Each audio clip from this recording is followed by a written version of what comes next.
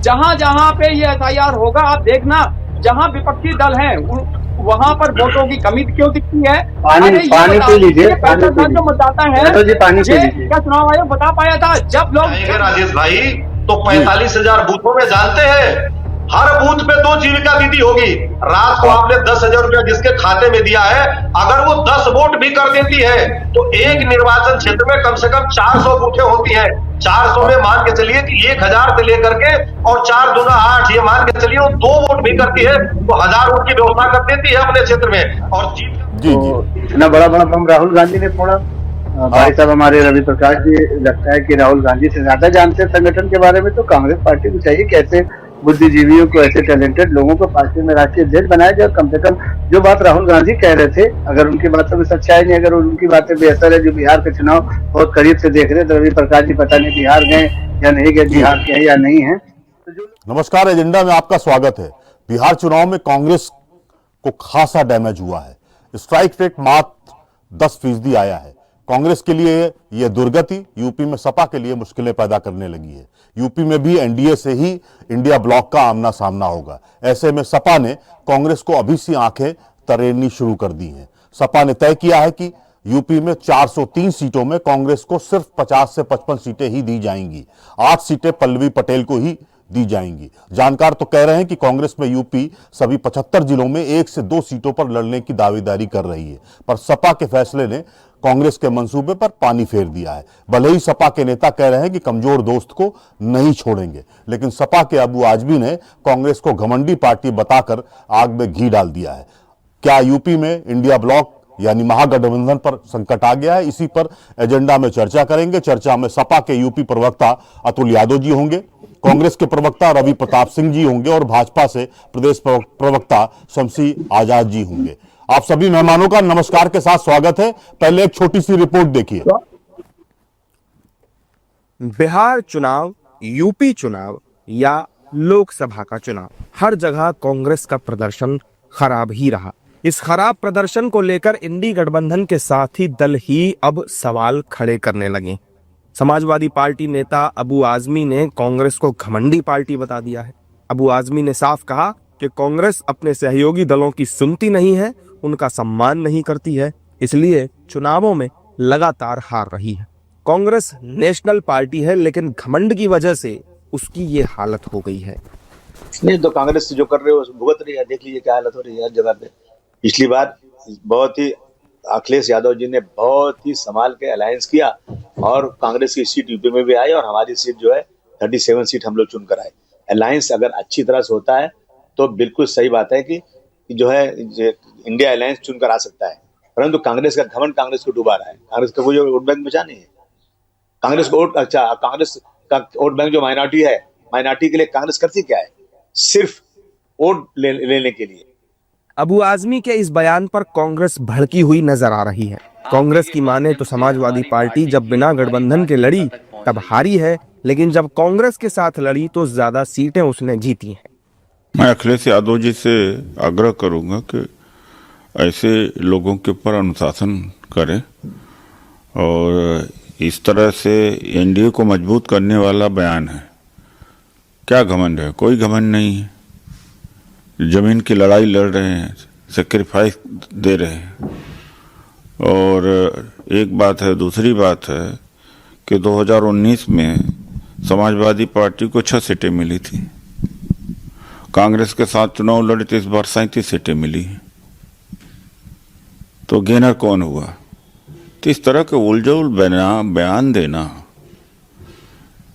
किसको मजबूती मिलती है? एनडीए को मजबूती मिलती है। देखिए, अबू आजमी जी का जो बयान है, मुझे लगता है कि वो बेहद उनकी अपनी बात होगी, लेकिन यह कहना घमंड का टूटना, मैं समझता हूं कि किसी भी व्यक्ति और खासकर विपक्ष के विधायक से मुंह से शोभा नहीं देती। अबू आजमी के बयान के बाद एक सवाल ये भी खड़ा हो गया है कि क्या इंडी गठबंधन टूटने वाला है, क्योंकि आम आदमी पार्टी ने पहले ही इंडी गठबंधन से किनारा कर लिया है। सबसे बड़ी बात तो यह है कि जिस इंडी गठबंधन को नीतीश कुमार ने ही बनाया था, वो खुद ही कुछ महीनों के बाद इससे अलग हो गए थे। और अब ऐसे में अबू आजमी का बयान विपक्षी एकता पर फिर से सवाल खड़े कर रहा है। शुरुआत अतुल जी आप ही से करेंगे। क्या सपा ने पीडीए के फॉर्मूले के तहत सहयोगियों को साधने और समीक्षा करने में अपना पूरा फोकस कर रखा है क्या? जी, जो मैं समाजवादी पार्टी का प्रवक्ता हूँ, यूपी का प्रवक्ता नहीं, ऑल ओवर प्रवक्ता हूँ, थोड़ा यूपी हटा दीजिएगा, उसमें डिवीजन करेंगे। और अब मैं जवाब देता हूँ। समाजवादी पार्टी राजेंद्र जी यूपी हटा दीजिए। इंडिया गठबंधन का हिस्सा, इंडिया गठबंधन का हिस्सा है और समाजवादी पार्टी और अपने हमारे नाम के आगे से भी यूपी हटा दीजिएगा। हेलो, हाँ कैरी ऑन रवि जी। आप में नहीं, अतुल जी में सारा बदलाव होगा जी। हाँ अतुल मेरे में जी भी कैरी लिखा है ऑन प्रवक्ता यूपी। जी। मेरे में भी तो लिखा है प्रवक्ता इसमें- कांग्रेस यूपी। हाँ उससे हटा दें, हाँ यूपी हटाइए। यूपी हटा दीजिए, सब में हटा दीजिए यूपी। मैं जवाब दूं? हाँ जी। Carry on. जो समाजवादी पार्टी है, समाजवादी पार्टी अपने सहयोगियों का हमेशा सम्मान करती है। समाजवादी पार्टी जो है वो अपने साथियों को साथ में लेकर चलना चाहती है और सम्मान पूर्वक दर्जा भी देती है। रही बात कांग्रेस पार्टी और समाजवादी पार्टी, जो हमारे वरिष्ठ नेता हैं, हमारे वरिष्ठ जी। नेता कौन है? हमारे माननीय राष्ट्रीय अध्यक्ष जी हमारी पार्टी के सर्वे सर्वा हैं। कांग्रेस पार्टी में मतलब राष्ट्रीय अध्यक्ष आदरणीय माननीय मल्लिकार्जुन खड़गे जी हैं, माननीय राहुल गांधी जी हैं, प्रियंका गांधी हैं, अन्य उनके वरिष्ठ नेतागण हैं। ऐसे ही हमारी समाजवादी पार्टी में माननीय हमारे राष्ट्रीय अध्यक्ष के साथ में हमारे माननीय राष्ट्रीय प्रमुख महासचिव रामगोपाल यादव जी हैं, अन्य हमारे महासचिवगण हैं, हमारे अन्य नेतागण हैं। मिल बैठ करके सीटों के संदर्भ में जब बात करेंगे, अभी चुनाव नहीं है, अभी हम सबको तैयारी करनी है। भारतीय जनता पार्टी को उत्तर प्रदेश से हटाना है, क्योंकि जो जी। भारतीय जनता पार्टी की नीतियां हैं, इससे हमें लड़ाई लड़नी है। भारतीय जनता पार्टी को रिप्लेस करने के लिए हमें आपसी तालमेल बैठा के चलना पड़ेगा। ठीक बात है। लेकिन अतुल जी समाजवादी पार्टी में जिस तरह का मंथन हो रहा है और ये कहा जा रहा है कि कमजोर कड़ी को लेकर हम सतर्क पहले से ही होंगे तभी हमें सफलता मिलेगी, ऐसा कहा जा रहा है। देखिए, समाजवादी पार्टी जो है वो हम समाजवादी पार्टी उत्तर प्रदेश में सबसे बड़े दल के रूप में है। हम एक मजबूत दल के रूप में हैं। हम चाहते हैं कि समाजवादी पार्टी उत्तर प्रदेश में अच्छा प्रदर्शन करे और जो सहयोगी दल भी हैं, हम अपने सहयोगी दलों का भी अपमान नहीं करते हैं, उनका भी हम अपना जो भी हमारे इंडिया गठबंधन के दल हैं, लेकिन स्थिति परिस्थिति के अनुसार ही चलना होता है। अगर जिस दल को आधार पर भी आंका जाना चाहिए कि उसका परफॉर्मेंस क्या है, ये भी कोई छिपा नहीं होता है। और समझदारी इसी में होती है कि जितनी हम मजबूती से लड़ सके, भारतीय जनता पार्टी को रिप्लेस कर सके, वही बेहतर होगा। मैं पार्टी का प्रवक्ता हूं। सीट निर्धारण के लिए हमारे माननीय राष्ट्रीय अध्यक्ष जी हैं, अन्य पार्टियों के राष्ट्रीय नेतागण हैं। इस संदर्भ में अभी हम बात उचित भी नहीं है और अच्छा भी नहीं है, क्योंकि इस समय हम सब चाहते हैं धरातल पर हम सब काम करें। ठीक बात है। रवि जी आपके पास आ रहे हैं। आपको लगता नहीं है कि समाजवादी पार्टी आपको कहीं ना कहीं आंखें तरेर रही है? और बार बार ये कहा जाता है आपके बारे में कि आप परजीवी पार्टी हो गए हैं। बिहार में तो यही सामने आया है, हरियाणा महाराष्ट्र में भी लगभग यही था। तो क्या इसमें कुछ सच्चाई है? परजीवी पार्टी का जो संबोधन किया जा रहा है उसमें कुछ सच है क्या? राजेश जी, मैं अपनी बात को शुरू करूं इससे पहले एक मैं आपसे ऐतराज जताना चाहूंगा जी कि आपने हमारे गठबंधन को इंडी गठबंधन कहा। वो जी। इंडिया गठबंधन कहिए या तो फिर एनडीए वालों को भी एनडी गठबंधन कहा करिए, क्योंकि ये बात शोभा नहीं देती है कि एक विद्वान व्यक्ति एक अच्छे चैनल पे मैं इंडिया ब्लॉक ही लिख रहा हूं, मैं इंडी नहीं लिख रहा हूं। तो लेकिन अभी मैं इंडिया ब्लॉक ही लिख रहा हूं। इंडी कहा। मैंने इंडी नहीं कहा सर, मैंने इंडिया ब्लॉक ही कहा, महागठबंधन ही कहा। देखिए राजेश जी, सीटें तय करने का अधिकार केवल शीर्ष नेतृत्व को होता है। हमारे जैसे न किसी प्रवक्ता को होता है और ना ही किसी एमएलए को होता है। जी। ये प्रदेश के अध्यक्ष और देश के जो राष्ट्रीय अध्यक्ष मिलकर के बहुत गूढ़ विषय होता है और तमाम चीजों के नफा नुकसान को, अपने भविष्य को देख करके, चुनौतियों को देख करके निर्धारित किया जाता है कि कितनी सीटों पे कौन लड़ेगा। अब हम आते हैं जो कहा गया परजीवी पार्टी। परजीवी का मतलब ये होता है कि जो दूसरे के साथ अपने जीवन को प्रारंभ करे और दूसरे के अस्तित्व को समाप्त कर दे। हमने किसी के अस्तित्व को समाप्त नहीं किया, जिनका दिल किया हमसे दूर गए और अपने अपने प्रदेशों में जाकर के मुख्यमंत्री बने। ये काम भाजपा करती है कि जो ट्रेन में जैसे आप बैठते हैं, एक बार कोई पेशाब करने गया तो आप लेट जाते हैं। यही काम भाजपा ने आज देख लीजिए कि किसी का दामन पकड़ करके महाराष्ट्र में किया, वही काम भाजपा ने उड़ीसा में किया, वही काम धीरे धीरे भाजपा ने बिहार में कर दिया। अब आती है कि हमारा सुपड़ा साफ हो गया। 2020 में हमको जो वोट मिले थे 9.37 मिले थे। इस बार हमको जो वोट मिले हैं वो 8.70 मिले हैं। केवल 0.77% हमारा वोट कम हुआ है और जो आरजेडी का वोट परसेंटेज है वो 23.11 था 2020 में और 23% इस बार, यानी 0.11% इस बार सिर्फ गिरा है। भाजपा का वोट परसेंट जो बढ़ा है, जो 90% के स्ट्राइक रेट पे है, उसका जो वोट परसेंट बढ़ा है वो केवल 0.67% बढ़ा है। तो अगर ये बताइए कि 0.67% वोट की बढ़ोतरी करके 90% स्ट्राइक में जाने वाली पार्टी, जो कोई कांग्रेस के खिलाफ नहीं लड़ता था, तो 1952 से लेकर के आज तक के इतिहास में कभी 90% का स्ट्राइक नहीं रहा है। तो ये स्पष्ट रूप से इंगित करता है कि ये भाजपा का मैनेजमेंट है कि वो किस तरह से वोटों को मोबिलाइज करती है। जो कोर वोटर थे वो आज भी हमारे साथ हैं, जो कोर वोटर थे आज भी सब उसके पास है, आरजेडी के पास है।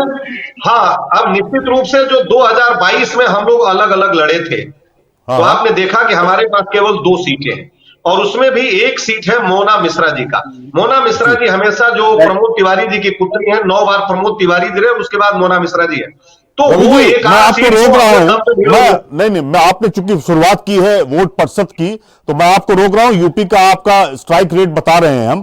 कांग्रेस का मत प्रतिशत यूपी में 2002 में 8.96 यानी 25 सीटें थी। 2007 में 8.61 22 सीटें थी आपके पास। 2012 में 11.63 यानी आपके पास 28 सीटें थी। 2017 में 6.25 यानी 7 सीटें थी। 2025 में 2.33 यानी 2 सीटें रही हैं।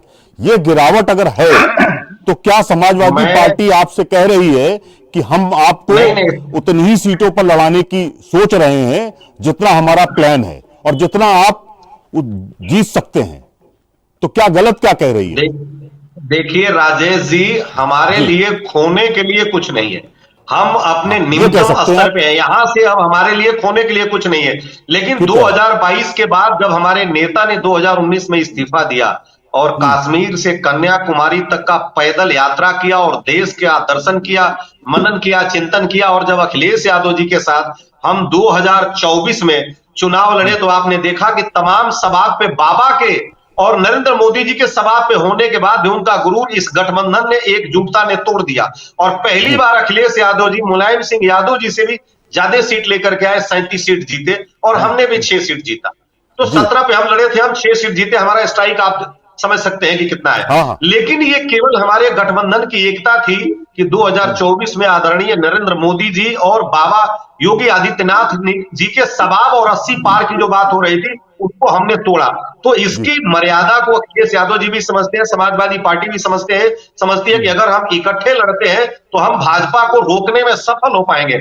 अब रही बात बयान देने की, तो मेरे समय से बहुत कोई ताल्लुक अबू आजमी जी का महाराष्ट्र में है, यूपी के राजनीति उनका बहुत कोई ताल्लुक नहीं। निश्चित रूप से वो पार्टी के सदस्य है, पार्टी के एमएलए है, लेकिन महाराष्ट्र में है। शायद वो उत्तर प्रदेश की राजनीति को इतनी गहराई से नहीं समझते हैं। वो तमाम बयान दिया करते हैं और उनके बयान से कभी कभी सपा को काफी परेशानियां भी होती हैं, पीछे भी हुआ था। तो ये तो सपा का अपना व्यक्तिगत विषय है कि वो देखे कि इस तरह के नेता जो बयान देते हैं, क्या उनको इस तरह की छूट दी जाती है या वो स्वयं में भावातिरेक में आकर के बोल देते हैं। ये निर्णय करने का अधिकार विशुद्ध रूप से समाजवादी पार्टी का है। मैं सिर्फ इतना कहूंगा कि आज हम गठबंधन के अटूट हिस्सा है। दावेदारी के साथ और सारी रणनीति के साथ भाजपा को 2027 में इस सरकार को उखाड़ेंगे और एक इंडिया ब्लॉक का मजबूत सरकार हम बनाएंगे। और इसके लिए हमारे जो शीर्ष नेतृत्व के आदरणीय राहुल जी हैं या अखिलेश जी हैं, हमारे पार्टी के प्रदेश अध्यक्ष अजय राय जी हैं, रोज या अविनाश पांडे जी हैं जो प्रभारी है, ये रात दिन लोग मेहनत कर रहे हैं और इस मेहनत में लोगों तक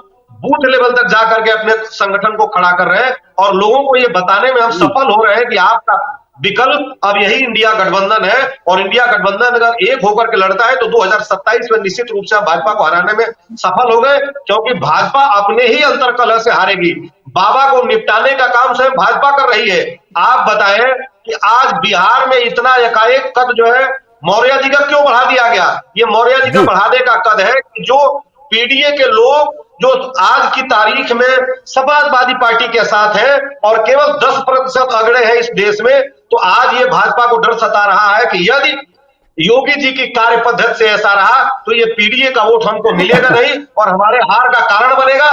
तो वो योगी जी को साइडलाइन करने की बात हो रही है कि उनको यहां से दिल्ली बुलाइए, वरना हारे हुए प्रत्याशी केशव प्रसाद मौर्य को इतना महिमा मंडन करना। कल बिहार के आपने शपथ ग्रहण समारोह में देखा होगा कि जेपी नड्डा और उनके बाद अगर कोई सबसे बड़ा फोकस किया कैमरों ने तो वो केशव प्रसाद मौर्य के ऊपर था और तमाम लोगों को चरण वंदना करना, उनकी सलामी करना शुरू कर दिए थे। तो ये अमित शाह जी का अपना एक जो मॉड्यूल है, ये हमारे लिए उनके हराने का एक कारण बनेगा और हमारी एकजुटता उनको हराएगी। वो 2027 में हम सरकार लाएंगे। ठीक बात है सिंह साहब। मैं आजाद साहब से आपके सवालों का जवाब भी ले लेते हैं। आजाद साहब, बहुत सारे सवाल सिंह साहब ने भी और अतुल जी ने भी उठाए हैं। सिंह साहब ने तो पूरा उठा ही दिया है। आपके यहां भी कहीं ना कहीं कहा जाता है कि एनडीए में भी काफी चर्चा हो रही है अपना दल को लेकर, रालोद को लेकर थोड़ी मुश्किलें हैं। आपको क्या लगता है? दूसरी चीज, केशव प्रसाद मौर्य को लेकर भी एक कहीं ना कहीं राजभर जी अकेले लड़े हैं, आमना सामना दिखाया जा रहा है कि उनमें और योगी जी में मतभेद नहीं है लेकिन मनभेद जरूर है। आजाद साहब, आजाद और नमस्कार आपको और आपके चैनल के सभी दर्शकों को। जी नमस्कार। चर्चा में भाग ले रहे हमारे भाइयों को भी नमस्कार जी। विनती बस इतनी सी है कि जितनी खामोशी और सहजता के साथ धैर्य पूर्वक मैंने आप लोगों को सुना है, जी इंटरप्ट न करते हुए मेरी बातों को भी सुना। देखिए, भारतीय जनता पार्टी सिर्फ एक पार्टी नहीं, एक बहुत बड़ा परिवार है। एक वो जहाज है जिसमें राजनीति करने वाला आदमी सवार होता है और 10वीं बार मुख्यमंत्री बिहार का बनता है। आपने देखा कि रिकॉर्ड बनाया, 10वीं बार जीवन में विधायक भी नहीं बन पाता, कोई इक्का दुक्का 4-5 आदमी ही होंगे भारत में कि जो 10 बार विधायक बने हो, और 10 बार मुख्यमंत्री बनना ये एक सपने जैसा होता है। रिकॉर्ड बन गया है। तो ये कहीं ना कहीं भारतीय जनता पार्टी के ही जहाज में सवार होने की वजह से नीतीश कुमार को मिला, क्योंकि नीतीश कुमार का जो ग्राफ था वो लगातार गिरता चला जा रहा था। जिस तरीके से तेजस्वी यादव के साथ उन्होंने जब तक सरकार बिहार में चलाई, कहीं ना कहीं रोज उनके ऊपर आरोप लगते रहे, बल्कि यहाँ तक कहा जाने लगा था कि इनका मानसिक संतुलन खराब हो चुका है। लेकिन वही बिहार का चेहरा बने और भारतीय जनता पार्टी ने तो उनको भरोसा किया, मुख्यमंत्री के रूप में उनको बिहार में प्रोजेक्ट किया और बिहार के नौजवान, बिहार की महिलाएं, बिहार के छात्र, बिहार के किसान, बिहार के जो भी लोग हैं, बिहार के मतदाता, सभी ने उनके ऊपर अपना भरोसा जताया और उनको एक बार फिर यानी 10वीं बार बिहार का मुख्यमंत्री बनाया। और ये बताने की जरूरत नहीं, बताने लगे कि बिहार में कितनी योजनाएं भारतीय जनता पार्टी और नीतीश कुमार के गठबंधन से वहां पर महिलाओं के लिए, वहां पर छात्रों के लिए, नौजवानों के लिए, किसानों के लिए कितनी योजनाएं वहां पर लागू की गई। आज कहीं ना कहीं उसी की वजह, क्योंकि आज दबाव डालकर आप किसी से वोट नहीं ले सकते। वोट एक ऐसी चीज है, मतदान एक ऐसी चीज है कि अंतिम क्षण में जब आप बटन दबाने लगते हैं तो आपके अंदर से एक आत्मा से आवाज आती है कि भाई हम वोट किसको दे रहे हैं, और इस वोट देने के बाद जो हमारा नेता चुना जाएगा, जो हमारा प्रतिनिधित्व करेगा, जो कहीं ना कहीं मुख्यमंत्री बनेगा, वो कैसा होगा। तब आपके आत्मा से आवाज निकलती कि नहीं भाई, एनडीए गठबंधन का ये प्रत्याशी नीतीश कुमार है जिसके ऊपर हम भरोसा कर सकते हैं, क्योंकि हमने पिछली 9 बार उनके ऊपर भरोसा किया हुआ है। और उसके बाद बटन आप दबा देते हैं और जिस तरीके से परिणाम आया है, ये समझ लीजिए कि आश्चर्यचकित करने वाला परिणाम रहा। इतनी हम लोगों को भी उम्मीद नहीं थी कि हम लोग भी इतना अच्छा करें, जनता के दिल में हमने इतनी बड़ी जगह बना ली है। यही हाल रहा। और उसके बाद आपने देखा कि जब 14 नवंबर को जब परिणाम आया तो आपने देखा किस तरीके से, और उसके बाद कल शपथ ग्रहण भी हुआ जिसमें आपने देखा कि जनता का जोश बिल्कुल दिख रहा था। अब आप उसके ऊपर मतदाताओं का शुक्रिया अदा करना चाहिए, मतदाताओं का सम्मान करना चाहिए और घर घर जाकर कांग्रेस पार्टी उनके, बल्कि जो एनडीए गठबंधन के लोग हैं, भाई साहब एतराज कर रहे थे कि एनडीए न कहा जाए, लेकिन हम लोग एनडीए गठबंधन कहते हैं क्योंकि इंडिया, भारत और हिंदुस्तान 3 विपक्षी पार्टियों का कोई लेना देना नहीं। इनको सिर्फ और सिर्फ ये कि हमारी खोई हुई सत्ता हम कैसे मिल जाए, हमारी बादशाहत जो खत्म हो चुकी है, जो हम एक सोने का चम्मच लेकर दोनों क्या बल्कि तीनों जो जिनको हमारे मुख्यमंत्री ने कहा था, हम तो नहीं कह सकते छोटे से कार्यकर्ता है, लेकिन हमारे मुख्यमंत्री योगी आदित्यनाथ ने भरी सभा में कहा कि अप्पू पप्पू और टप्पू, तो उन्होंने अप्पू पप्पू टप्पू तीनों को साबित भी किया कि वो किस तरीके से हैं। भीड़ जमा करना राजेश जी अलग बात है, लेकिन उसको वोट में तब्दील करना, वोट में परिवर्तित करना, मतदान में परिवर्तित करना, ये सिर्फ और सिर्फ भारतीय जनता पार्टी का आता है। और आपने इनको चुनावी परजीवी कहा तो इनको बहुत ही नाराज हो गई है, बहुत ही। मैं ये कहता हूं कि अखिलेश यादव को तो इस्तीफा दे देना चाहिए। वो अखिलेश यादव की जो जम्मू कश्मीर में चले जाते हैं चुनाव लड़ने के लिए, महाराष्ट्र में चले जाते हैं, एमपी में चले जाते हैं, अपने गठबंधन के खिलाफ चुनाव लड़ने के लिए चले जाते हैं, लेकिन वही अखिलेश यादव उत्तर प्रदेश के सटे हुए बिहार में हिम्मत नहीं कर पाते कि वहां पर एक भी सीट पर, इससे अच्छे तो हमारे गठबंधन में रहते हुए हमारे जो ओम प्रकाश राजभर जी सुहेल देव समाज पार्टी के जो थे, उन्होंने हिम्मत की और कम से कम लड़ने की हिम्मत तो जताई। और उन्होंने कहा भी कई स्पीचों में कि सुहेल देव जो राजभर समाज जो होता है वो लड़ने के लिए पैदा हुआ है। हम लोगों ने भी उनका स्वागत किया और उनको जो है ये नहीं कहा कि भाई हमारे गठबंधन से अलग हो गए, उनकी शक्ति थी, उनकी पावर थी, उनको लगा था कि भाई हम जीत सकते हैं, वो लड़े। तो कम से कम अखिलेश यादव को भी एक दो सीट पर तो लड़ ही लेना चाहिए था। जम्मू कश्मीर पहुंच के जहां पर उनका कार्यालय नहीं था, उनके कार्यकर्ता नहीं थे, वहां पर चुनाव लड़ने चले गए थे। क्यों चले गए थे? कि कांग्रेस पार्टी पर दबाव बनाना था, उत्तर प्रदेश से कांग्रेस पार्टी का सफाया करना था। ये अखिलेश यादव के अंदर एक बड़ी कमी कही जाएगी, हालांकि उनकी पार्टी की बात, लेकिन वो अपनी पार्टी में या अपने गठबंधन में कभी किसी को बढ़ने नहीं देना चाहते हैं। कहीं से भी कोई एक बड़ा नेता जब उभरने लगता है, चाहे आपने देखा होगा राम गोपाल यादव जी की बात करें तो उनकी बात कर लिया, आज हाशिए पर है, बता नहीं सकते कि राम गोपाल यादव को कितने साल हो गया होगा सभा की, वो बता नहीं सकते कि प्रेस कॉन्फ्रेंस की हमें कितने दिन हो गए। यही हाल शिवपाल यादव का कि जो संगठन का सबसे मजबूत आदमी था, जिसने पूरा जीवन लगा दिया, जिसने अखिलेश यादव को मुख्यमंत्री पद पर भी स्वीकार कर लिया, लेकिन वही अखिलेश यादव जब मुख्यमंत्री बनते हैं तो आपने देखा होगा कि भरे मन से उनको किस तरीके से बहरहाल, और आज भी उनको जो है सम्मान नहीं मिला। आज भी अगर राजेश जी आप प्रदेश कार्यालय जाते होंगे, पता कर सकते हैं, तो उनके लिए कोई अलग से कक्ष नहीं बना कर दिया गया, उनको कोई पावर नहीं दी गई है, कि उनको कोई अधिकार नहीं दिया गया कि आप किसी को फैसला कर सकते हैं, आप टिकट बांट सकते हैं, आप जो प्रेस कॉन्फ्रेंस कर सकते हैं, आप सभा कर सकते हैं, आप कुछ भी नहीं। ये अखिलेश यादव का घमंड है कि आप लोकसभा में भी आप रहेंगे, क्या कहते हैं, प्रेस कॉन्फ्रेंस भी आप करेंगे, स्टार प्रचारक भी आप रहेंगे, राष्ट्रीय अध्यक्ष भी आप रहेंगे, तो ऐसे परिवार चल सकता है, पार्टी नहीं चल सकती। भारतीय जनता पार्टी एक वो जहाज है कि इसमें जो सवार होता है कहीं ना कहीं उसको मिलता है, कहीं ना कहीं वो कहीं ना कहीं उसको परिणाम मिलता है। और कोई भी पार्टी, आप समझ लीजिए तेजस्वी यादव का करियर पूरी तरीके से समाप्त हो चुका। 20 साल बहुत बड़ा वक्त होता है राजेश जी, और ये आखिरी उम्मीद थी तेजस्वी यादव को कि इस बार हम मुख्यमंत्री जरूर बने, लेकिन जिस तरीके से हारे उसके बाद परिवार में टूट, यही हाल अखिलेश यादव का भी है कि लगातार 17 के बाद से हारते हारते चले आ रहे हैं। भाई साहब अभी बात कर रहे थे कि उत्तर प्रदेश में हमने 2024 में बड़ा अच्छा प्रदर्शन किया, आपके पास बात किया, प्रदर्शन अच्छा किया, लेकिन सरकार तो बनी है भारतीय जनता पार्टी की। बिल्कुल सरकार तो भारतीय जनता पार्टी की बनी, तो रिजल्ट देखा जाता है। और सबसे बड़ी बात यह कि आज जो समय चल रहा है वो कहीं ना कहीं देशभक्ति का चल रहा है, राष्ट्रभक्ति का चल रहा है। और आप अगर उसमें सिर्फ ये सोचे कि हम एक समाज को खुश करके, और वो भी समाज जब मुसीबत में आता है तो आप उसके साथ खड़े नहीं होते, वो भी समाज जब जेल में रहता है तो आप उससे मिलने के लिए नहीं जाता है, उस समाज का नेता जब मुसीबत में रहता है तो आप उसके लिए पैरोकारी नहीं करते, उस समाज का नेता जब जेल दोबारा से जाता है तो भी आप कोई धरना, कोई प्रदर्शन, किसी भी तरीके का आप सपोर्ट नहीं करते। आज का अल्पसंख्यक समाज जो पूरी तरीके से जाग चुका है, शिक्षित हो चुका है, और उसको जो डराया जाता था कि आरएसएस आ जाएगी, आरएसएस आ जाएगी, तो अभी आपने देखा होगा राजेश जी, अभी 2 दिन पहले ही मोहन भागवत जी का बयान आया है कि हिंदू राष्ट्र हमको घोषित करने की जरूरत नहीं है, हमको हिंदुस्तान को मजबूत करने की जरूरत है, हमको भारत को एक सूत्र में पिरोने की जरूरत है। और बयान आपने बड़ी अच्छी बातें कही है। मैं जरा अतुल जी से आपका कहीं ना कहीं जो आपने बातें कही हैं वो कुछ कहना भी चाह रहे हैं, और मुझे लगता है कि आपने जिस तरह से अखिलेश यादव जी पर जो तमाम सारे सवाल उठाए उसका वो जवाब भी देना चाहते हैं। अतुल जी, आपका समय शुरू हो रहा है, आप अपनी बात रखिए। एक बात शमसी साहब मैं कहना चाह रहा था, विपक्ष ये बात लगातार कह रहा है कि आपने 10,000 रुपए चुनाव से ऐन मौके पहले बिहार की महिलाओं को देकर वोट खरीद लिया, तो आप स्वाभाविक है कि आपको वोट मिलेगा ही। 10,000 रुपए की रकम बहुत बड़ी रकम होती है, बहुत, हालांकि उसके कुछ सकारात्मक पहलू भी हैं, उसके कुछ नकारात्मक पहलू हैं। कुछ महिलाओं ने उस पैसे से फ्रिज और वॉशिंग मशीन खरीद ली, और कुछ लोगों ने उसका कारोबार स्टार्ट कर दिया है। बहुत सारा ऐसा है, मैं ये मान के चल रहा हूं कि दोनों पक्ष हैं उसके परिप्रेक्ष्य में। जी, आजाद साहब, carry on।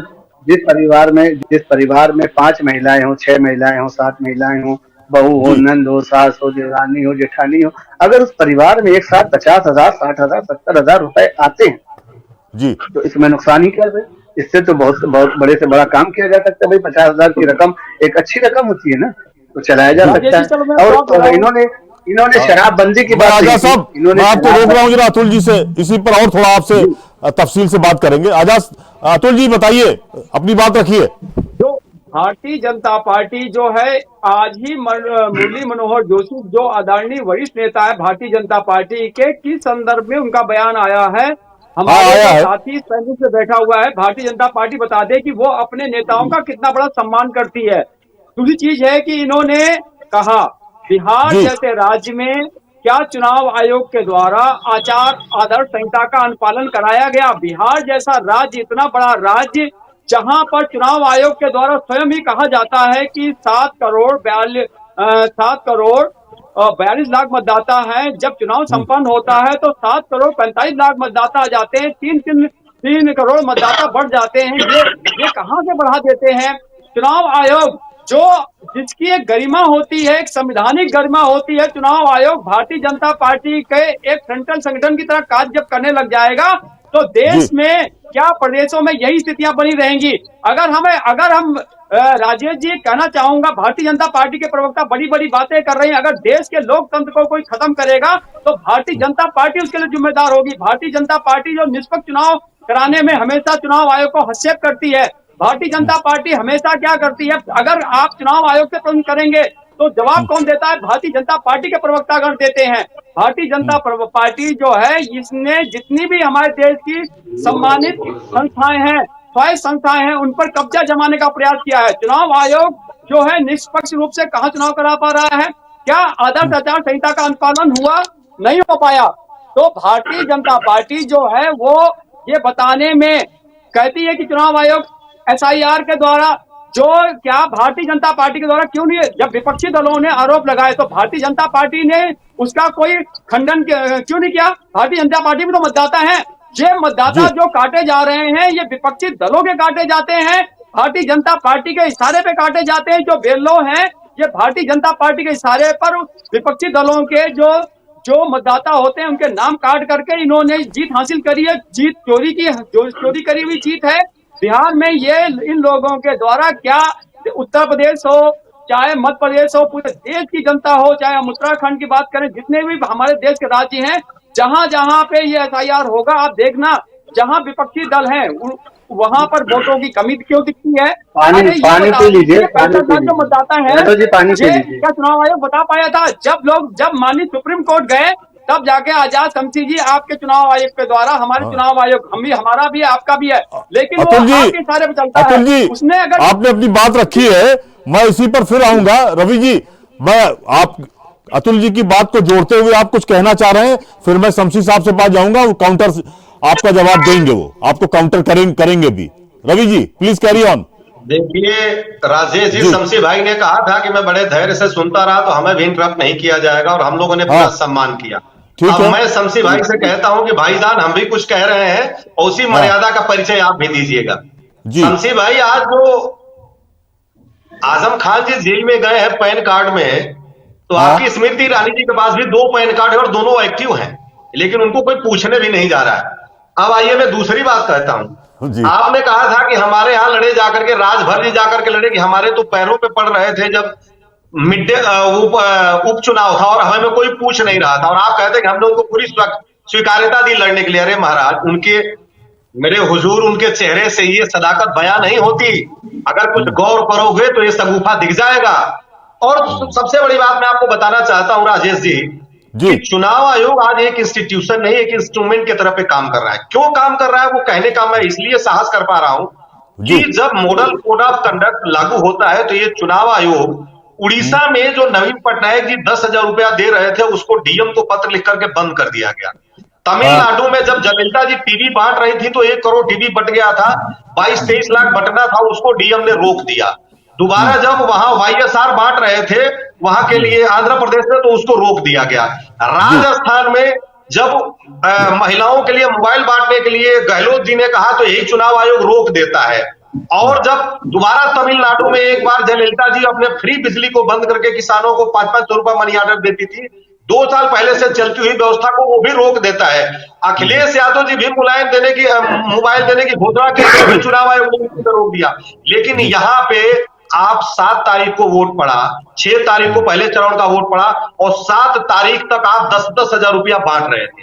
दूसरी बात, जब भी कोई चुनाव होता है तो राज्य के कर्मचारी चुनाव कराते हैं। बिहार में दोनों चरण मिला करके 8.5 लाख कर्मचारी लगाए गए थे और 1,80,000 जीविका दीदी पब्लिक वॉलंटियर लगाए गए थे। मैं आपके चैनल पे पूरे देशवासियों से और चुनाव आयोग से पूछना चाहता हूं कि भारत के इतिहास में कभी चुनाव वॉलंटियर के सहारे होता है?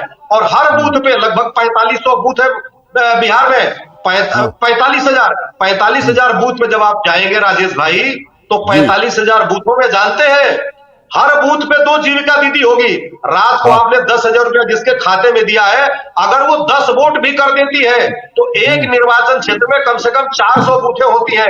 400 में मान के चलिए कि 1,000 से लेकर के और 4 दूना 8, ये मान के चलिए वो 2 वोट भी करती है तो 1000 वोट की व्यवस्था कर देती है अपने क्षेत्र में। और जीत का मार्जिन देख लीजिए, 200, 400, 500, 1200 यही है। अब दूसरी बात मैं आता हूं चुनाव आयोग के ऊपर। चुनाव आयोग ने जो SIR कराया राजेश जी, तो लाल बाबू हुसैन केस के मामले में 3 जजों की पीठ ने यह व्यवस्था दिया था कि यदि किसी भी व्यक्ति का इलेक्टोरल रोल में नाम दर्ज हो गया है तो जो भी व्यक्ति उसको काटने के लिए आवेदन देता है वो उस व्यक्ति की जिम्मेदारी है कि वो साबित करे कि जिसका नाम जुटा है वो भारतीय नहीं है या नागरिक नहीं है देश का, या जो संस्था काटती है उसकी जिम्मेदारी है कि वो साबित करे कि आप नागरिक नहीं है, उस व्यक्ति के ऊपर नहीं है। और जब हमारे यहाँ इसकी संवैधानिकता पे मुकदमा चल रहा है, राकेश पांडे जी अदालत से भाग रहे हैं कि आज जाएंगे कल जाएंगे, बिहार का चुनाव हो गया, जस्टिस सूर्यकांत ने कहा कि अगर कुछ गलत लगेगा तो मैं इसको खारिज कर दूंगा। आप बताइए कि बिहार में SIR खारिज होता है तो क्या ये गृह युद्ध की स्थिति नहीं होगी जब आप चुनाव करा दिए? कम से कम मामला सब जुडिस था तो आपको इंतजार करना था। आपने 12 राज्यों में आनंद फानन में कह दिया कि नहीं हम SIR करेंगे। और देख लीजिए, पीपुल रिप्रेजेंटेशन एक्ट 1950 के अकॉर्डिंगली चुनाव आयोग के पास यह अधिकार नहीं है कि नई निर्वाचन सूची को बनाए, केवल अद्यतन कर सकता है, अमेंड कर सकता है, रेक्टिफाई कर सकता है। तो ये तो बात चल रही है कि बहुत दूसरी बात, चुनाव आयोग के पास ये भी तय करने का अधिकार नहीं है कि कौन कौन से डॉक्यूमेंट मान्य होंगे। ये अधिकार केवल विधायिका के पास है। संसद निर्धारित करेगा कि आपके लिए कौन कौन से डॉक्यूमेंट होंगे। तीसरी बात मैं कहना चाहता हूं कि जब चुनाव आयोग इस तरह की बातें करता है कि जीविका दीदी को स्वायत्त संस्था को वहां पे लेकर के आता है और आपका वोट परसेंट बढ़ता है केवल 0.67%, स्ट्राइक रेट हो जाता है आपका 90%, व्यक्ति का वोट घटता है 0.11% और वो 75 से खिसक के 25 पे आ जाता है, तो बात तो इस पे उठेगी। और जान लीजिए, मैं आजाद साहब आ रहा हूं, आप काउंटर करिएगा। 60-60 हजार हो गया है। और मैं सबसे बड़ी बात इस पे ये कहना चाहता हूं कि आज ये चुनाव आयोग में अगर सारे लोग कहते हैं, एक और बहुत बड़ी बात, बहुत मार्के की बात है, चुनाव आयोग ने 26 अप्रैल 2024 को ये निर्णय दिया था कि यदि कोई हारा हुआ प्रत्याशी दूसरे या तीसरे नंबर का चाहे तो माइक्रो कंट्रोल यूनिट की मैचिंग कराई जा सकती है। लेकिन चुनाव आयोग ने उसके बाद जानते हैं क्या किया? सेल्फ डायग्नोस्टिक टेस्ट इंप्लीमेंट किया। वो होता है कंट्रोल यूनिट, वीवीपैट यूनिट और बैलेट यूनिट। इसका कनेक्शन कैसा है, वायरिंग कैसी है? जब इसको चैलेंज किया गया फिर चुनाव आयोग में, सुप्रीम कोर्ट में, तो उसने हलफनामे की बहुत बड़ी गलती हो गई और तब उसने क्या कहा कि हम रैंडम पोल करेंगे, 5% का मॉक पोल करेंगे।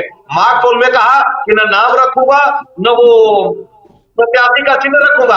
आप बताइए, कोई भी इलेक्ट्रॉनिक गजट आपने हमारे ऊपर एक लिंक भेजा और मेरा ऑडियो और वीडियो आप शेयर कर रहे हैं। कोई भी इलेक्ट्रॉनिक गजट जो होती है उसमें प्रोग्रामिंग की जा सकती है। आपने उस पर प्रोग्रामिंग कर दिया कि 12 बजे के बाद कोई भी वोट डाला जाएगा, इस अमुक सिंबल को जाएगा। वो तो सिग्नल इलेक्ट्रोमैग्नेटिक वेव से कंट्रोल होता है। उसके बाद जितने लोगों ने जो पीछे ट्रकें गई हैं जहां ईवीएम था, जहां पे आपके लोग हैं, उस ड्राइवर को सामने नहीं लाते हैं, आप खाली बक्ता दिखाते हैं। मैं कहता हूं कि आपने वहां से उस डेटा को रिवर्स किया, इलेक्ट्रोमैग्नेटिक वेव को जनरेट करके आप जाबर लगाइए वहां। ये बात आप नहीं बताते हैं, आप 5 घंटे बाद कहते हैं खाली बक्ता दिखा देते हैं। अरे महाराज, ईडी सीबीआई जितने भ्रष्टाचारी थे, जिनको आप बुकलेट जारी करते थे, उनको आप अपनी पार्टी में लेकर के एकदम से अभय दान दे देते हैं। वाटर गेट के हेमंत विश्व शर्मा हो या यहाँ 70,000 करोड़ के जो भ्रष्टाचारी आपके हैं महाराष्ट्र में, उनको आपने वित्त मंत्री भी बना दिया उप मुख्यमंत्री के साथ। और आज यूपी में देख लीजिए, यूपी में आज सस्पेंड हुआ है बिजली खरीदने का, जिसमें अडानी को पार्टी बनाया जा रहा है। 0.75 पैसे पर यूनिट पे घपला कर रहे थे और कहा गया है कि बिजली खरीद सस्पेंड करिए और उनको बनाइए, और देशभक्ति की बात मेरे भाई कर रहे थे। कल America China economic and security committee ने एक अपना 800 पेज का रिपोर्ट सबमिट किया, और 800 पेज का रिपोर्ट सबमिट किया संसद में, जो दोनों सदनों का, सीनेट और रिप्रेजेंटेटिव दोनों का। अगर वो कहा है कि 7 से 10 तारीख तक ऑपरेशन सिंदूर में पाकिस्तान हम पे जीता था और हमने ये दमदमा रवि जी, और मुझे लगता है रवि जी आजाद साहब से आर्ट कम्युनिकेशन के, सुन लीजिए, टेक्नोलॉजी के वेपन का इस्तेमाल किया, सरकार ने कोई जवाब आज तक नहीं दिया। 56 इंच की छाती को पूछना चाहिए ट्रंप से। आज उसने कल फिर कहा कि मैंने 250% टैरिफ का डर दिखा करके इनसे कराया। इनकी 56 इंच की छाती को जाके पूछना चाहिए कि तुम कौन होते हो। हमारी डिप्लोमेटिक हार हुई है, हमारी पॉलिटिकल हार हुई है, हमारी ये तो इनकी। मैं रवि जी आजाद साहब बहुत सारे सवाल आपसे रवि जी ने पूछे हैं और बहुत सारे सवाल आपके सामने रखे भी हैं। आप चूंकि सत्ता पक्ष में हैं तो मुझे लगता है क्रमवार अगर आप जवाब देंगे तो ज्यादा बेहतर होगा। अतुल जी तो अपनी बात रख ही रहे हैं। देखिए, रवि प्रकाश जी ने जितने आरोप लगाए हमारे ख्याल से चुनाव आयोग पे लगाए हैं। अब अगर हम जवाब देंगे तो कहेंगे कि भारतीय जनता पार्टी सफाई देती है। उन्होंने शमसी साहब, उन्होंने ओवरऑल जो बिहार का जो परिणाम आया है और जो बिहार का चुनाव हुआ है उस पर उन्होंने तमाम सारे सवाल उठाए हैं। उनका लक्षण ये है कि इसमें कहीं ना कहीं खुलेआम बेईमानी की गई है, संस्थागत बेईमानी की गई है। जी, कांग्रेस पार्टी ने दो बम फोड़े थे, बहुत बड़े बड़े बम फोड़े थे। एक तो परमाणु बम था, एक शायद हाइड्रोजन बम, एक हाइड्रोजन बम था। जी तो इतना बड़ा बड़ा बम राहुल गांधी ने फोड़ा। भाई साहब हमारे रवि प्रकाश जी लगता है कि राहुल गांधी से ज्यादा जानते हैं संगठन के बारे में। तो कांग्रेस पार्टी को चाहिए कि ऐसे बुद्धिजीवियों को, ऐसे टैलेंटेड लोगों को पार्टी में राष्ट्रीय अध्यक्ष बनाया जाए। कम से कम जो बात राहुल गांधी कह रहे थे, अगर उनकी बातों में सच्चाई नहीं, अगर उनकी बातें बेअसर है, जो बिहार के चुनाव बहुत करीब से देख रहे थे, रवि प्रकाश जी पता नहीं बिहार गए या नहीं गए, बिहार के हैं या नहीं है, तो जो लोग वहां जमीन पे चुनाव लड़ रहे थे तो उन्होंने तो ऐसी कोई बात बताई नहीं। और ये इतिहास में पहली बार रहा है कि बिहार का चुनाव, या तो आप मान लीजिए कि सरकार के अधीन नहीं होता, भाई चुनाव आयोग कराता है तो आप चुनाव आयोग पर आरोप लगाइए। तो फिर आप मान लीजिए कि भारतीय जनता पार्टी कराती है तो आप चुनाव आयोग पर आरोप मत लगाइए, एक ही आदमी का आरोप लगाइए। 2 आदमी का आरोप लगाने से कोई फायदा नहीं। तो बिहार का चुनाव पहली बार इतिहास रहा कि जहाँ 8 प्रत्याशी अपहरण हो जाता था, 10 प्रत्याशियों का मर्डर हो जाया करता था। कोई ऐसा चुनाव बिहार का नहीं गुजरा होगा कि जिसमें उपचुनाव न हुआ हो, दोबारा से रिकाउंटिंग न हुई हो। लेकिन आप बताए राजेश जी, आप पत्रकार हैं और पूरे देश पे आपकी निगाह रहती, क्या कहीं से बिहार में आपने सुना कि विपक्ष के किसी नेता ने कहा कि इस बूथ पे दोबारा वोटिंग कराई जाए, इस पोलिंग बूथ पे दोबारा वोटिंग कराई जाए, इस मतदान केंद्र पे दोबारा वोटिंग कराई जाए, इस विधानसभा पे दोबारा वोटिंग कराई जाए, या कोई प्रत्याशी का अपहरण हो गया, चुनाव के बाद वो वाली सीट पे चुनाव होगा, या कोई प्रत्याशी मार दिया जाता है कि चुनाव के बाद? कहीं ऐसा सुना राजेश जी आपने? मैं आपसे सवाल कर रहा हूँ, आप यह नहीं, वो तो कहीं रीपोलिंग की कोई घटना नहीं हुई जी। तो ये एक ऐतिहासिक, ये इतनी बड़ी, रवि जी आपके पास आ रहा हूँ, अतुल जी भी बहुत समय आपने जवाब दिया था, थोड़ी देर सुन लीजिए, बर्दाश्त करिए। तो इतनी बड़ी ट्रांसपेरेंसी, इतनी बड़ी पारदर्शिता जो है चुनाव आयोग की, और जिसमें जो है कहीं ना कहीं सरकार ने, प्रशासन ने उनकी मदद की, और आज बिहार का चुनाव पूरी तरीके से, संपूर्ण तरीके से सफल रहा। अब उसको विपक्ष देखिए, इसीलिए जनता जो है इनसे नाराज रहती है कि कभी भी जिन वोटरों ने इनको वोट दिया उनका धन्यवाद नहीं करते, जिन्होंने वोट नहीं दिया उनके घर पे दोबारा जाते नहीं, उनसे जो है दोबारा के लिए वोट मांगने की कोशिश नहीं करते, बस ट्विटर पे, फेसबुक पर बैठकर अपना परमाणु बम, हाइड्रोजन बम, ये बम, वो बम अपना फोड़ा करते हैं।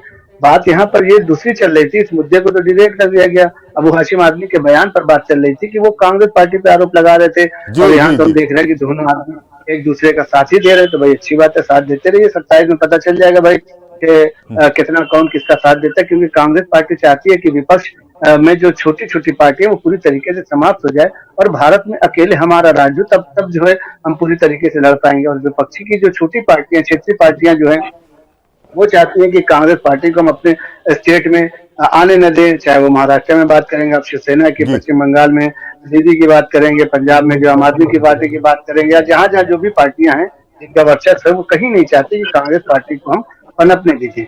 इसी वजह से कांग्रेस पार्टी जो है चाहती है कि ये पार्टी हारे, ये चाहती है कि ये पार्टी हारे। हमारे यहाँ ये नहीं, हमारे यहाँ ये है कि हमने जिसके साथ गठबंधन कर लिया, जिसको जितनी सीटें दे दी, और समाजवादी पार्टी ने शायद 340 सीटों पर लड़ने के संकेत पहले ही दे दिए कि 2027 में 340 सीटों पे हम लड़ेंगे। बाकी में अपना सबको जिसको जिसको बांटना हो, तो अब जिसको जो चलेगा भाई, कांग्रेस पार्टी को अगर लगेगा कि हमारा एक ही विधायक रहा है यहाँ पर, तो कम से कम हम 5 पे लड़ लें, तो चाहिए कि 5 लड़के 5 ही जीत ले, लेकिन ये हो नहीं पाएगा। एक भी हमारे ख्याल से दोबारा 2027 के चुनाव में जो आराधना मिश्रा मोहना जी की सीट है वो भी शायद चली जाए, क्योंकि वहां पर भी भारतीय जनता पार्टी अपना पूरा दमखम दिखला रही है। और ये एक ऐसी पार्टी है राजेश जी, आप जानते होंगे, मैं आपको समझाने के लिए नहीं कह रहा हूँ, लेकिन हमारे जो विपक्ष के जो प्रवक्ता है उनको बताने के लिए कह रहा हूँ कि जीत का जश्न बिहार में बहुत हल्का मनाया गया है, और हार का मंथन उससे ज्यादा चल रहा है। और 5 सालों तक लगातार आप देखेंगे कि बिहार में भारतीय जनता पार्टी कितना कैंपेन चलाएगी, कितनी योजनाएं लाएगी, बूथ बूथ जाने की, घर घर जाने की, मंडल मंडल जाने की, पन्ना प्रमुख बनाने की, जितनी भी कोशिशें होती है राजनीतिक पार्टी की, वो हमेशा जो है भारतीय जनता पार्टी करती रहती है। और ये हमने उत्तर प्रदेश में देखा, हम लोग उत्तर प्रदेश चाहते हैं कि कोई भी सप्ताह ऐसा नहीं जाता कि जब भारतीय जनता पार्टी का कोई कार्यक्रम, कोई प्रोग्राम, कोई एजेंडा न चले। इन्होंने बताया कि फलाने इनको कर दिया, ठिकाने को, तो शायद हमारे भाइयों को ये नहीं पता कि सोशल मीडिया पे किस तरीके से पटेल जी की भी जयंती मनाई जाती है, किस तरीके से उदा देवी की भी अभी जो है मनाई गई थी जयंती। कल्याण सिंह की मूर्ति लगातार हजरतगंज में और लखनऊ में कई जगह पर लगाई गई, उनका भी स्वागत किस तरीके से, उनकी भी जयंती और किस तरीके से मनाई जाती है, सब बताने के लिए बहुत लंबा समय चाहिए, पूरा सप्ताह कम पड़ जाएगा।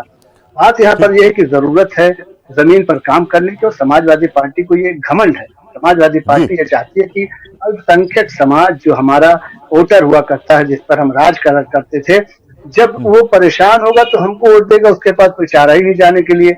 ये सोच कर आप बैठे हुए, और बाकायदा समाजवादी पार्टी के कार्यालय में अल्पसंख्यक समाज की इनके बैठक हुई थी, तो उसमें अखिलेश यादव ने बिल्कुल साफ कहा था कि जब तक मैं सत्ता में नहीं आऊंगा तब तक आप लोगों की मदद नहीं करूंगा। यही शब्द था कि पहले जिताइए।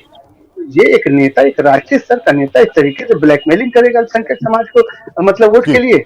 भारतीय जनता पार्टी तो नहीं कहती कि आप वोट दीजिए।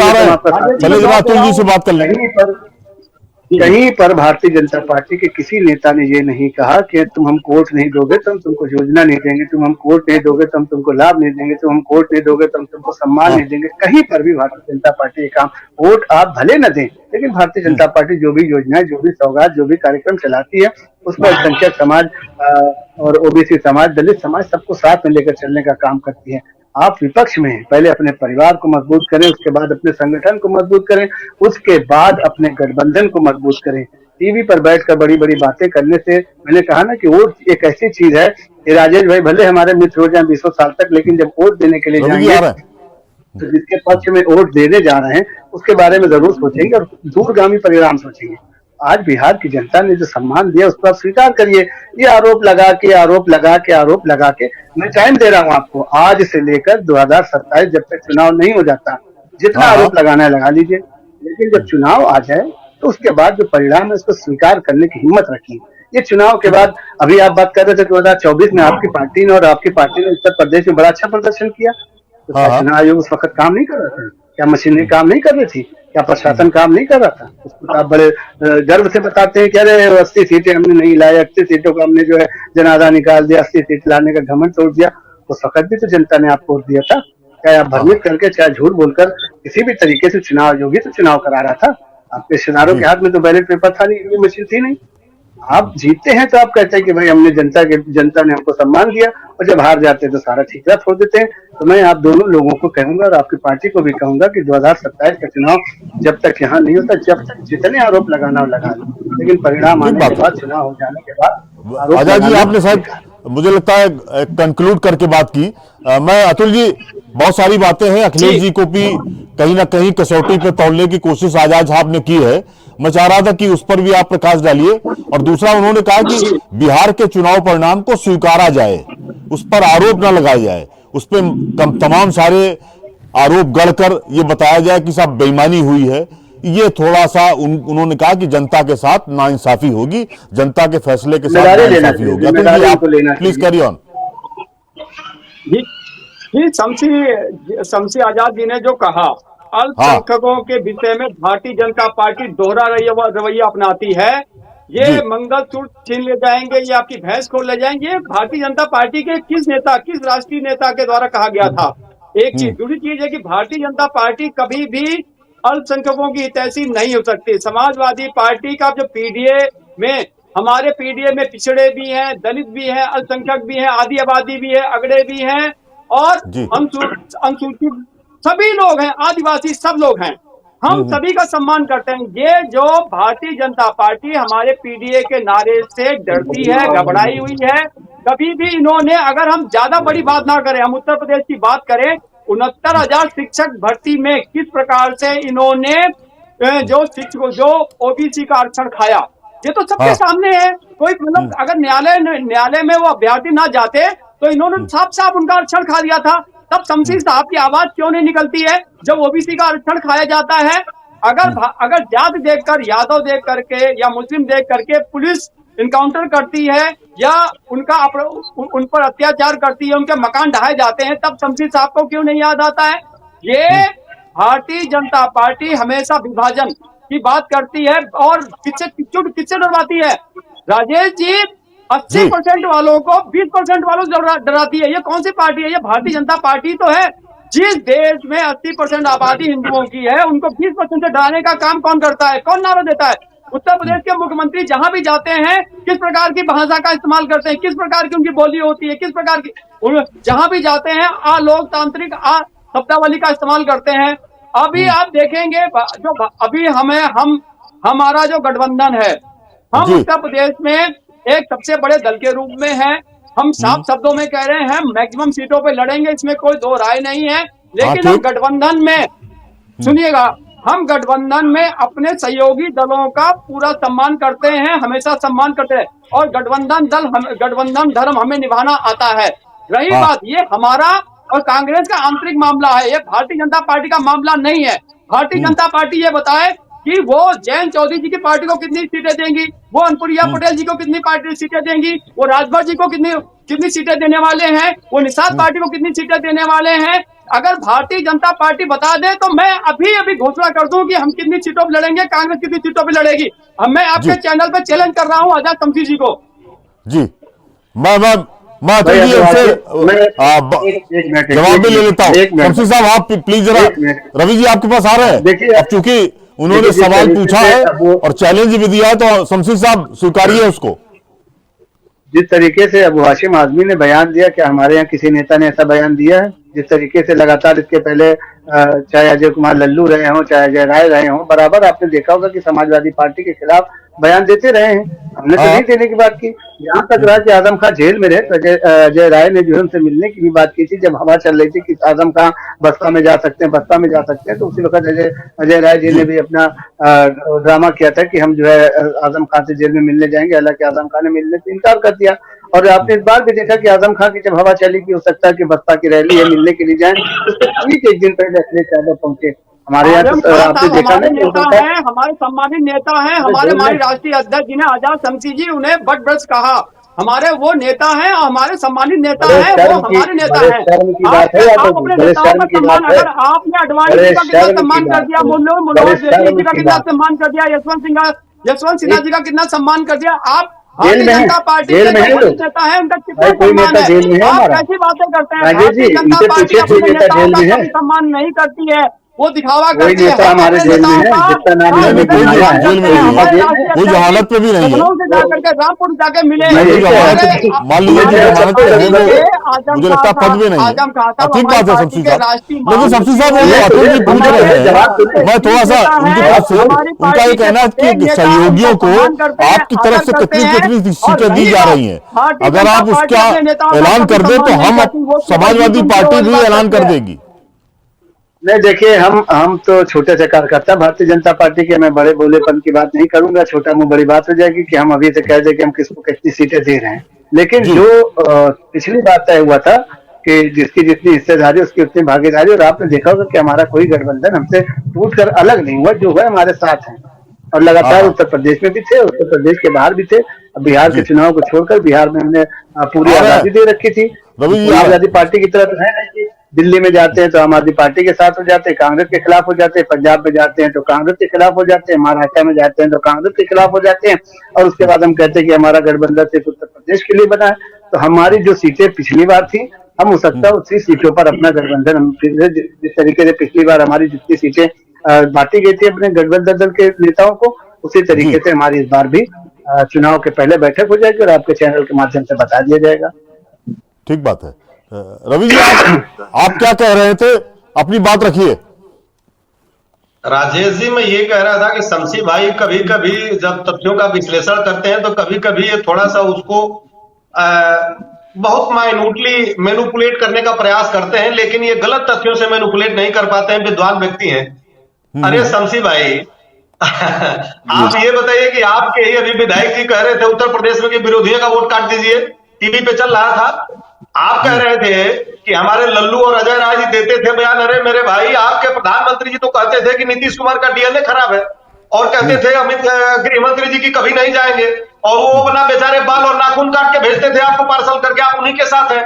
और आप कह रहे हैं कि छोटे लोगों को उभरने नहीं देते हैं। मेरे भाई, हमारे यहां से जो गया वो मुख्यमंत्री बना, उसकी प्रमाण है वेस्ट बंगाल, उसका प्रमाण है तमिलनाडु भी, उसका प्रमाण है, आप देख लीजिए कि नवीन पटनायक जी भी हमारे थे, और हमारे यहां से लोग जा जाके मुख्यमंत्री बने, शरद पवार महाराष्ट्र में। और सुनिए, आसाम भी है। आपकी तारीख में अगर कोई भी व्यक्ति शमसी भाई, रवि जी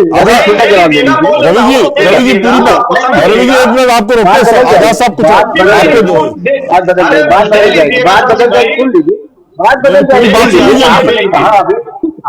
आपने कहा कि आपके यहाँ से निकल कर जो गया मुख्यमंत्री बना। हाथ जोड़कर आपसे निवेदन करूंगा कि आपके साथ आने के बाद तो कोई मुख्यमंत्री नहीं बना ना, ये तो आपने खुद ही मान लिया। बस यही मैं कहना चाहूंगा।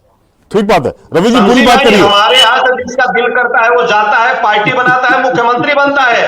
आपके यहाँ पहले आप ईडी सीबीआई भेजते हैं, अपने यहाँ ला करके वॉशिंग मशीन में धुल करके बाहर निकालते हैं, और